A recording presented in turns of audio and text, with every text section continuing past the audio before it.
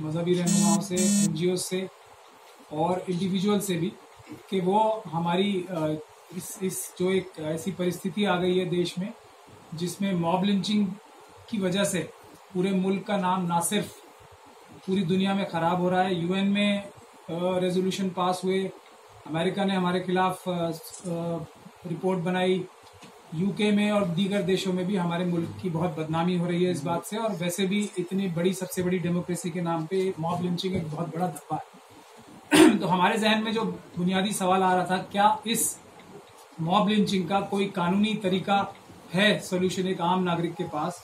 क्या बाबा साहब डॉक्टर भीमराव अंबेडकर के संविधान और कानून में ऐसी जगह है कि वो इंडिविजुअल जो सिटीजन है उसको इस मुसीबत से निजात दिला सके? तो उसी कानूनी तरीके को मद्देनजर रखते हुए हमने एक तजवीज़ पेश की थी दिल्ली में, जिसके बाद मौलाना कल्बे जवाद साहब ने हमें यहाँ इनवाइट किया कि 26 तारीख को पहला कैंप हमारा जो है लीगल ट्रेनिंग देने का लोगों को, कि किस तरीके से राइट टू प्राइवेट डिफेंस जो किसी भी शख्स को अवेलेबल है, ना सिर्फ अपनी जानो माल की हिफाजत करने के लिए बल्कि किसी भी उस मजलूम की जानो माल की हिफाजत करने के लिए हमारा जो इंडियन पिनल कोड है धारा 96 से लेकर 106 तक इस बात की इजाजत देता है और ये कहता है कि कोई भी ऐसा काम जो राइट टू प्राइवेट डिफेंस में हुआ है वो जुर्म नहीं है, कोई अपराध नहीं है, लेकिन उसकी कुछ हदें तय की गई हैं सेक्शन 99 और 100 में। उसके अलावा दोस्तों, अब ये राइट टू प्राइवेट डिफेंस अगर इसका इस्तेमाल करना है तो उसके लिए एक और महत्वपूर्ण राइट है, वो अमेरिका के, अगर आप लोगों ने देखा होगा जो कॉन्स्टिट्यूशन है, सेकेंड अमेंडमेंट जिस, लेकिन हम तो समझते हैं कि थोड़ा सा अगर रुक जाया जाए और जो गवर्नमेंट ने ऐलान कर दिया है कि हम कानून बना रहे हैं तो थोड़ा सा सब्र करके उनको भी आजमा लिया जाए, उनको भी परख लिया जाए कि अपनी बात में झूठे हैं और अपनी बात में सच्चे। इतने में हमें मौका भी मिल जाएगा कि हम दीगर उलमा को, या जो और दलित लोग हैं या और जो क्रिश्चियन हैं, क्रिश्चियन की भी तो जला के मार दिया गया था उनको, वो उसमें पूरे जला के खत्म कर दिया, तो ईसाइयों को भी हम साथ लें। तो हम तो समझते हैं कि अभी मामला पूरा पक्का नहीं है कि जो जिसको 10 स्थान पेश कर दिया जाए, अभी मामला थोड़ा सा कम है। हम तो समझते हैं कि और उलमा को साथ लेकर, दूसरे मजहब के साथ लेकर, दूसरे धर्म वालों को साथ लेकर उनको भी शामिल किया जाए। और हमको ये भी है, खुद हमने देखा मुसलमानों में कोई ऐसी बेदारी अभी तक पैदा नहीं हो पाई, खासतौर उलमा में बेदारी भी पैदा नहीं हो पाई। हमारे मौलाना तशरीफ लाए, लेकिन इसमें लखनऊ में सैकड़ों मौलाना है, शियात भी हैं, सुन्नी भी हैं, लेकिन उनमें से कोई जरा सा भी अपने यहाँ से हिल नहीं रहा है। उसमें हर किसी मुल्क की अपने यहाँ से जुम्बिश नहीं है। बड़े बड़े उलमा हैं, बड़े बड़े मौलाना हैं। इस तरह दिल्ली में भी आप देखें कि जो वहाँ पर वो हुआ तो वहाँ भी जो इतने बड़े बड़े उलमा हैं, मौलाना, उनमें भी कोई इसमें नहीं आया। इसी तरह से जो दलित लोग उनमें से भी नहीं आया है। तो बहरहाल 26 कहने ने ऐलान तो किया, लेकिन हमारा अपना मशवरा ये कि थोड़ा सा और टाइम सर्व करना चाहिए कि उलमा को आपस में मिलाना चाहिए और उलमा को ला कर दे, ताकि एक बहुत बड़ा मूवमेंट जो है वो तैयार हो इसमें। और ज़रूरी है इसमें सिलसिले में, क्योंकि फिर ये ना हो कि 2 आदमियों ने इस बात की हिमायत की और 100 ने इसकी मुखालिफत कर दी, तो बिल्कुल ख़त्म हो जाएगा ये मूवमेंट, बिल्कुल ख़त्म हो जाएगा। अगर 100 के तरफ फर्ज किया गया है इसकी मुखालिफत में, तो ये मूवमेंट खत्म हो जाता। उनको भी आपस को शामिल करना बहुत ज़्यादा ज़रूरी है।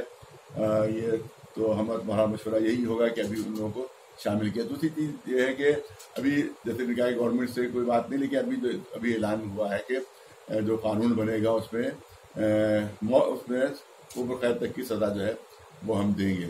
तो हम तो चाहते हैं थोड़ा सा गवर्नमेंट को भी इस पर अगर चांस दिया जाए कि अगर 2-4 और थोड़ा सा और मौका कि वो इस तरह कानून जैसा ऐलान किया उन्होंने ऐसा बनाते हैं, कानून के नहीं बनाते। अगर उन्होंने कानून नहीं बनाया और जैसे ठंडे बस्ते में बात चली जाती वैसी हो गई, तो उसके बाद फिर हमें पूरा हक और राइट हासिल होगा। कानून को हाथ में लेने वाले अम्बेडकरवादी नहीं होते। तो इस रास्ते के अलावा हमने ये वैसे भी कहा है अपनी पहली प्रेस कॉन्फ्रेंस में भी, कोई और दूसरा कोई रास्ता सजेस्ट कर दे तो हम अपनी कॉल विड्रॉ कर लेंगे। जिस वक्त सरकारें, देखिए ये हो क्यों रहा है, ये इसलिए हो रहा है कि आरएसएस की सोच जो है वो एक साजिश के तहत ये काम करवा रही है। ये कोई आम नागरिक नहीं कर रहे हैं। आप देखेंगे कि देश की आम जनता ये काम नहीं कर रही है मॉब लिंचिंग, कुछ ही लोग कर रहे हैं जो डायरेक्टली इनडायरेक्टली इन्वॉल्व हैं उनके इशारे पे कर रहे हैं। उनको पहले तो पुलिस ऐलान है और इससे पहले भी जो इंटरव्यू दिए अपनी बात कही कि सेल्फ डिफेंस है वो हमारा हक है। इस्लाम ने भी बहरहाल इसकी इजाज़त दी है और कुरान में भी इसकी इजाज़त है कि इंसान अपना सेल्फ डिफेंस करे वहाँ। और जो जिहाद है वो उसमें डिफेंसिव जिहाद है हमारे, उस पर ऑफेंस की इजाज़त नहीं है, सिर्फ डिफेंस कर सकते। इसी तरह से अपनी जान की हिफाजत के लिए, अपने माल की हिफाजत के लिए, अपनी इज्जत की हिफाजत के लिए किसी ने हमला किया है तो इंसान अपने को इसको डिफेंड करने का हक हासिल है। लेकिन वो जैसे उन्होंने कहा कि ये तो कॉन्स्टिट्यूशन में बाद में आया है, इस्लाम ने पहले कहा है कि डिफेंस उतना ही होना चाहिए जितनी ज़रूरत, उससे आगे उससे ज़्यादा डिफेंस नहीं होना चाहिए जिसकी ज़रूरत नहीं है। और उससे ज़्यादा अगर उस पर सवाल करेगा ताकत तो फिर ये मुजरिम उल्टा हो जाएगा और सज़ा उसको मिलेगी। मसलन कहीं पर एक लाठी चलाने की ज़रूरत है, एक मिसाल दे रहा हूँ, उसके वजह आपने 2 लाठी चला दी तो वो दूसरी लाठी जो चलाई है उसका जुर्माना देना होगा, उसकी सजा भुगतना होगी। ये इस्लाम में खास तौर से है। अब सुप्रीम कोर्ट कह चुका, उससे ऊपर तो कोई अदालत नहीं है ना। उसकी बात को नजरअंदाज मतलब पूरी ताकत से किया जा रहा है हर सरकार द्वारा।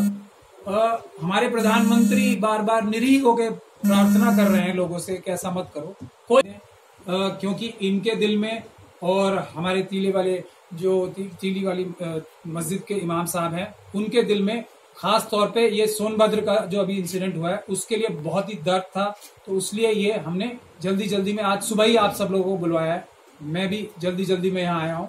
इतने ज्यादा दोनों ये परेशान थे कि सोनभद्र में तो अब इंतहा हो गई है कि इतने सैकड़ों लोग जाके इस तरीके से गोलीबारी कर देंगे। मतलब ऐसा तो मेरे ख्याल से किसी मुल्क में नहीं हो रहा होगा कि बेगुनाहों के ऊपर उन्हीं की जमीन पे कब्जा करने के लिए और इस तरीके से अटैक किया जाएगा। बल्कि मौलाना ने तो ये भी कहा है कि हम लोग खुद वहां जाएंगे बहुत जल्दी, वो भी आपको बताएंगे, अभी मौलाना साहब दोनों अनाउंस करेंगे कि सोनभद्र हम जाएंगे। तो हमारे दिल में जिस कम्युनिटी में हम पैदा हुए हैं उसके अलावा दूसरी कम्युनिटीज के लिए ज्यादा दर्द है। ये मैं आपसे कहना चाहूंगा। पहली चीज ये। दूसरी उससे भी महत्वपूर्ण बात यह है, हम लोगों को ये सिखाएंगे कि राइट टू प्राइवेट डिफेंस में हदें हैं, उन हदों को किसी भी हालत में क्रॉस नहीं करना, नहीं तो वो फिर गुनाह हो जाए।